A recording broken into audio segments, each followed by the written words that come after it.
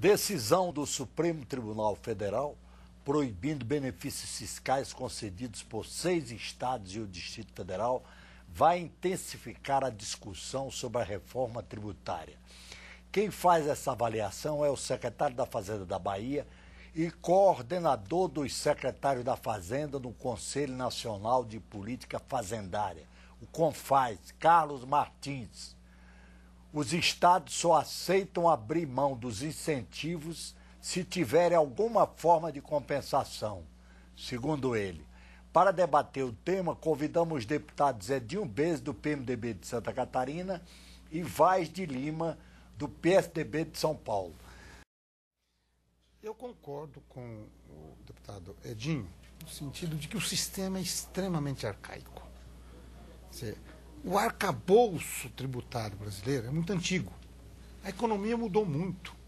Perfeito. Nós estávamos falando aqui antes de entrar no programa que é de 1967 o mundo mudou. O arcabouço jurídico tributário brasileiro.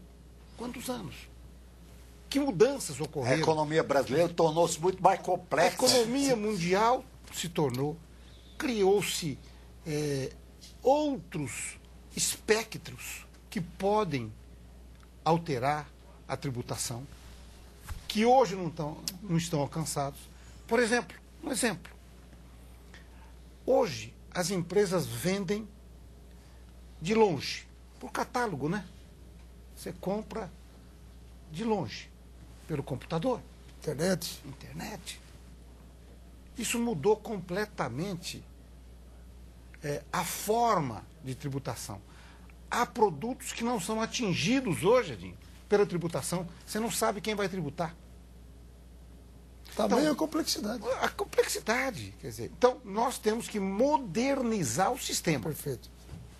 Nós temos que simplificar o sistema para que o contribuinte possa recolher os tributos.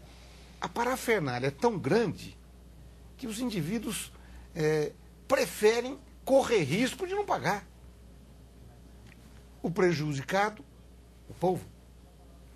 Esta decisão do Supremo relativamente à guerra fiscal vem muito nessa direção. Quer dizer, os estados estão se digladiando entre si. Há uns até que defendem. O Supremo reclamou uma harmonização dos interesses. Então, Tá certo, o Supremo tem que vir para poder dizer o quê? Não é possível os estados brigarem entre si. Por quê? Porque hoje já não é mais só tirar um pouquinho do estado de São Paulo, ou de Santa Catarina, ou do Mato Grosso, e passar para os estados do Centro-Oeste ou do Nordeste.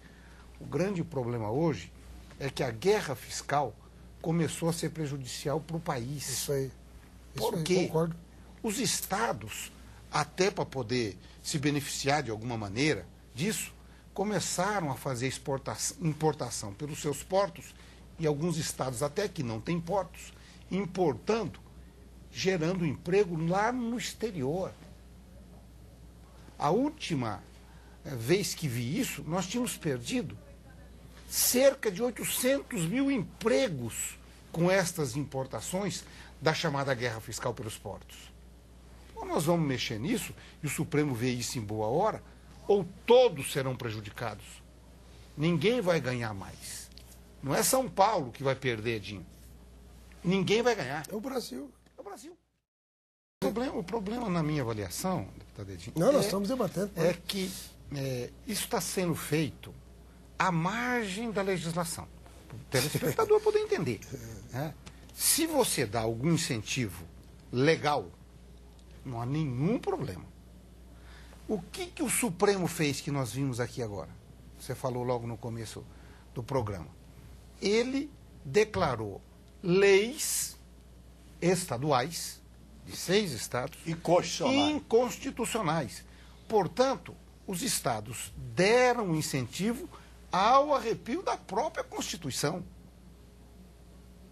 E isso... Cometeram uma ilegalidade. E isso com 6. Todos têm. Agora, vai nos obrigar ao governo e aos estados, a nós aqui no Congresso, a encontrarmos uma saída. O risco é dizer o seguinte, essa daqui não serve mais, tá bom. Eu faço uma outra, mudo lá 2 ou 3 artigos, aprovo a lei de novo, ou faço por um decreto, que vai acabar batendo aqui no Supremo de novo. Quer dizer, é isso que nós não podemos fazer.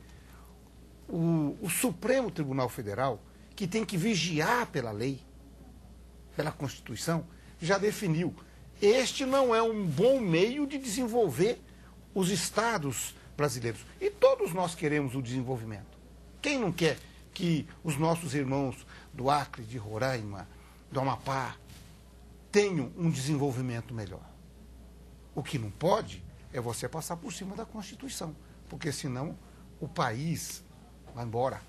Interessante. Por que trazer para esta discussão o governo central? Porque o governo central poderia balizar entre os estados o que é a mediana para se fazer a reforma. E todo mundo sabe que é o governo federal quem constrói maioria nessa casa. Exato. Então, pensa o seguinte. Por isso é o maior responsável. Pensa o seguinte, o governo Além de ser federal, executivo, para resolver o problema do ICMS, da guerra fiscal, dentre outros, tem que mexer com o Simples, tem que mexer com a desoneração nas exportações, no investimento, na folha de pagamento. Por que o governo tem que estar junto na questão do ICMS particularmente? Porque a forma de se resolver isso é criando uma alíquota única, cobrada no destino. Hoje, o ICMS é muito complexo. Cobra-se uma parte onde se produz e uma parte onde se consome. Combustível do destino e o resto na origem. Pois é, de modo geral... Daí a defesa entendeu? de grande parte da unificação do ICMS. Tentar unificar a alíquota. Agora, qual é o problema? É capaz até de os estados encontrarem a alíquota uniforme, que o Senado pode fazer por uma resolução. O problema é, e os incentivos que foram dados? E o passado? Quem garante?